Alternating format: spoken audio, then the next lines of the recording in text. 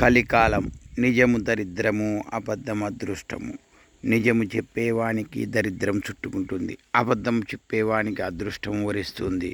ఈ కలికాలంలో అబద్ధానికి ఆకర్షణ శక్తి ఎక్కువ ఉంది, నిజానికైతే తక్కువ ఉంది. నిజానికి మరి వాడు కష్టపడుతూ ఏమైనా కానీ మంచి మాటలు చెప్తే కూడా, నిజం చెప్తే కూడా వాడిని గౌరవించే వాళ్ళు చాలా తక్కువ. అబద్ధం చెప్తే ఇంద్రుడు, చంద్రుడు, దేవేంద్రుడు భూలోకం తిరిగినా, ఇంద్రలోకం తిరిగినా అనే అబద్ధాలు చెప్పేవానికి విలువ ఎక్కువ. అబద్ధాన్ని ఎక్కువ గౌరవిస్తూ ఉన్నాం మనం. దానివల్ల అబద్ధం చెప్పేవానికి మరి మంచిది కాదు, వినేవానికి కూడా మంచిది కాదు. అబద్ధాన్ని ఎప్పుడు ప్రోత్సహించడం మంచిది కాదు. నిజాన్ని నిర్భయంగా ఒప్పుకోవడమే మన ధర్మం. ఎప్పుడు అనాది నుండి కూడా నిజమే చివరికి గెలిచినట్లు చరిత్రలు చెప్తూ ఉన్నాయి.